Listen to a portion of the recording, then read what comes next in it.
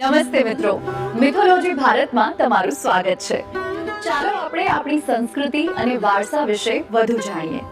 RSS આ 3 અક્ષરો સાંભળતા જ મનમાં કેટલાય વિચારો અને છબીઓ ઉભરી આવે છે, ખરું ને? આજે આપણે એક ચોક્કસ સ્ત્રોતના આધારે રાષ્ટ્રીય સ્વયંસેવક સંઘની એક તદ્દન અલગ જ બાજુને સમજવાનો પ્રયત્ન કરવાના છીએ. આખી ચર્ચાના કેન્દ્રમાં હંમેશા એક સવાલ રહ્યો છે, જેણે દાયકાઓથી જાહેર મંચ પર જગ્યા રોકી રાખી છે કે આરએસએસ ખરેખર શું છે? એક દેશભક્ત સંગઠન કે પછી કોઈ રાજકીય રીતે પક્ષપાતી જૂથ? બસ આ જ એ મૂળભૂત તણાવ છે જેને આપણે આજે ખોલીને જોવાના છીએ. અને અહીંયા જ આખી વાત રસપ્રદ બને છે.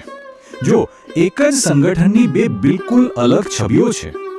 એક તરફ સામાન્ય લોકોમાં એવી ધારણા છે કે તે વિવાદાસ્પદ, રાજકીય અને હિન્દુ રાષ્ટ્રવાદી છે, અને બીજી તરફ આપણે જે સ્ત્રોતની વાત કરી રહ્યા છીએ એ દાવો કરે છે કે તે તો દેશભક્ત, સામાજિક કાર્યો પર ધ્યાન કેન્દ્રિત કરનારું અને સંસ્કૃતિનું રક્ષણ કરનારું સંગઠન છે. આ તો જમીન આસમાનનો તફાવત છે. તો આ બીજી છબી જે ઓછી ચર્ચાયેલી છે તે આરએસએસની અનકહી કહાની નામના એક સ્ત્રોતમાંથી આવે છે. આ સ્ત્રોતનો હેતુ જ એ છે કે તે આરએસએસનો એક એવો ચહેરો રજૂ કરે જે સામાન્ય રીતે ચર્ચામાં આવતો નથી, અને આજના આપણા વિશ્લેષણનો આધાર પણ આ જ દૃષ્ટિકોણ છે. તો ચાલો સૌથી પહેલા એ સમજી લઈએ કે આરએસએસ વિશેની જે સામાન્ય ધારણા છે એ શું છે અને તે ક્યાંથી આવે છે. સામાન્ય રીતે જ્યારે પણ આરએસએસની ટીકા થાય છે ત્યારે તે આ મુખ્ય મુદ્દાઓ પર જ કેન્દ્રિત હોય છે. એનું જમણેરી રાજકારણ સાથેનું જોડાણ, તેના પર લાગતા સામાજિક વિભાજનના આરોપો, તેની કાર્યપદ્ધતિને ગુપ્ત અને અર્ધલશ્કરી જેવી ગણવામાં આવે છે, અને બિનસાંપ્રદાયિકતા જેવા વિષયો પર તેના વિચારો. આ મુદ્દાઓ જ જાહેર ચર્ચાનો મોટો હિસ્સો બની રહે છે. ઓકે, તો હવે સિક્કાની બીજી બાજુ જોઈએ. આ સ્ત્રોત એકદમ અલગ જ વાર્તા રજૂ કરે છે, દેશભક્તિની એક અનકહી કહાણી, અને આ વર્ણન સામાન્ય ટીકાઓનો સીધો જવાબ આપવાનો એક પ્રયાસ કરે છે. સ્ત્રોતનું આ એક વાક્ય આખી વાતનો સારાંશ આપી દે છે. એ કહે છે, અમારી દેશભક્તિ પ્રતિક્રિયાશીલ નથી, પરંતુ રાષ્ટ્રની નિસ્વાર્થ સેવા અને સાંસ્કૃતિક પોષણમાં સમાયેલી છે. મતલબ કે આ દાવો કરે છે કે તેમની દેશભક્તિ કોઈના વિરોધમાં નથી, પરંતુ સમાજ નિર્માણના પાયા પર ટકેલી છે. તો આ દેશભક્તિનો અર્થ શું છે? સ્ત્રોત મુજબ આરએસએસના મિશનને સમજવા માટે બે મુખ્ય શબ્દોને સમજવા ખૂબ જરૂરી છે: સેવા અને સંસ્કૃતિ. તેમનો દાવો છે કે આ બે સ્તંભો પર જ તેમનું આખું માળખું ટકેલું છે. ચાલો આ બંનેને જરા ઊંડાણથી જોઈએ. પહેલો સ્તંભ છે સેવા.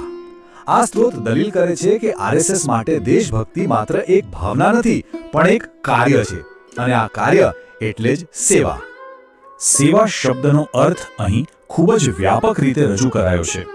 સ્ત્રોત તેને કોઈ પણ જાતના ભેદભાવ વગર સમાજ માટે કરવામાં આવતી નિસ્વાર્થ મહેનત તરીકે ઓળખાવે છે, અને તેમના મતે દેશ પ્રત્યેનું આ જ સર્વોચ્ચ કર્તવ્ય છે. અને આ માત્ર વાતો નથી, સ્ત્રોત તેના પુરાવા તરીકે ઘણા ઉદાહરણો પણ આપે છે. જેમ કે દેશમાં ક્યાંય પણ પૂર કે ભૂકંપ જેવી કુદરતી આપત્તિ આવે ત્યારે રાહત કાર્યમાં જોડાવવું, દૂરના ગ્રામીણ અને આદિવાસી વિસ્તારોમાં હજારો શાળાઓ ચલાવવી, ગરીબ અને વંચિત વર્ગ માટે મફત આરોગ્ય શિબિરોનું આયોજન કરવું, અને નિયમિતપણે રક્તદાન અભિયાન ચલાવવા. ચાલો હવે બીજા સ્તંભ પર આવીએ, સંસ્કૃતિ. સેવા દ્વારા સમાજને જોડ્યા પછી સ્ત્રોત મુજબ દેશભક્તિનો બીજો આધાર છે રાષ્ટ્રની સાંસ્કૃતિક ઓળખનું જતન કરવું. અહીં સંસ્કૃતિનો અર્થ માત્ર કળા કે સંગીત પૂરતો સીમિત નથી. સ્ત્રોત મુજબ તેનો અર્થ છે રાષ્ટ્રનો સમગ્ર સાંસ્કૃતિક અને સભ્યતાનો વારસો, અને આરએસએસ આ વારસાને રાષ્ટ્રીય ઓળખનો પાયો માનીને તેનું રક્ષણ અને સંવર્ધન કરવા માંગે છે. તો સવાલ એ છે કે આ કામ કેવી રીતે થાય છે? સ્ત્રોત મુજબ આ એક 4 પગલાની પ્રક્રિયા જેવું છે. પહેલું, શિક્ષણ દ્વારા યુવાનોમાં સાંસ્કૃતિક મૂલ્યોનું સિંચન કરવું. બીજું, દેશના સ્થાનિક રિવાજો અને તહેવારોને પ્રોત્સાહન આપવું. ત્રીજું, લોકોમાં સહિયારા વારસાની ભાવના જગાવવી. અને ચોથું, જે વિદેશી સાંસ્કૃતિક પ્રભાવોને તેઓ હાનિકારક માને છે તેની સામે જાગૃતિ લાવવી. તો આ બધી માહિતીને જોડીને આપણે કયા નિષ્કર્ષ પર પહોંચી શકીએ? ચાલો સ્ત્રોતના આખા વર્ણનનો એક સારાંશ કાઢીએ.